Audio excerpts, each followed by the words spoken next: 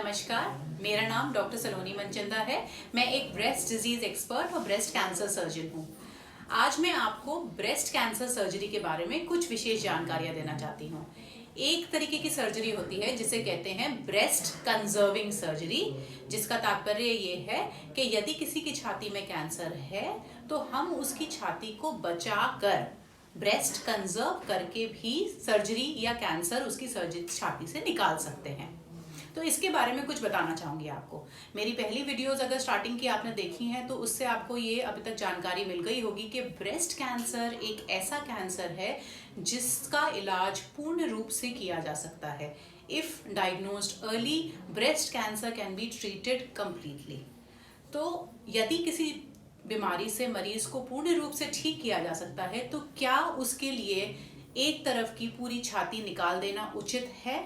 आप लोगों ने सुना होगा कि किसी की चाची, किसी की मामी, किसी के पड़ोस में किसी को ब्रेस्ट कैंसर था, उसकी छाती निकाल दी गई है। आप लोगों ने ये बात क्यों सुनी है? ये इसलिए सुनी है क्योंकि वो लोग जीवित हैं।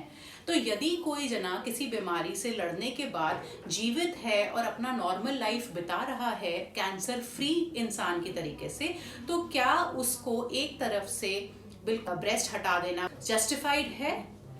इसके लिए अब एक टेक्निक आई है जिसे कहते हैं ब्रेस्ट कंजर्विंग सर्जरी। इसमें क्या होता है, यदि किसी की तरफ छाती में किसी को कैंसर है तो अगर उसको अर्ली स्टेज में पकड़ा गया है और वो एक आइडियल कैंडिडेट बैठता है ब्रेस्ट कंजर्विंग सर्जरी के लिए, तो हमें उससे ये सर्जरी ऑफर करनी चाहिए। उसमें जितने हिस्से में कैंसर है उतने हिस्से के कैंसर को निकाल के बाकी छाती को वापस से रिकंस्ट्रक्ट किया जाता है। जैसे कि कैंसर हटने के बाद, सर्जरी होने के बाद, कीमो और रेडिएशन खत्म होने के बाद मरीज अपनी एक नॉर्मल लाइफ बिता सकता है। ब्रेस्ट कंजर्विंग सर्जरी के कई सारे फायदे हैं। लोगों में मिथ ये है कि यदि ब्रेस्ट कंजर्विंग सर्जरी करी जाती है, मतलब जिस छाती में कैंसर है उसको बचाया जाता है, तो कैंसर वापस आ जाता है। ये एकदम गलत है। यदि आप पूरी छाती निकालें, मैस्टेक्टमी सर्जरी करें या फिर आप ब्रेस्ट कंजर्विंग सर्जरी करें, दोनों ही स्थिति में कैंसर वापस आने की संभावना सेम है। ऐसा कुछ भी नहीं है कि किसी में प्रोग्नोसिस बेटर है या किसी में प्रोग्नोसिस खराब है। हालांकि कुछ आजकल लेटेस्ट रिसर्च आई है, स्टडीज आई हैं जो कि BCS ब्रेस्ट कंजर्विंग सर्जरी को मैस्टेक्टमी से बेहतर भी बताती हैं, क्योंकि पेशेंट का लाइफस्टाइल और पेशेंट की post of morbidity breast conserving surgery में बहुत कम हो जाती है।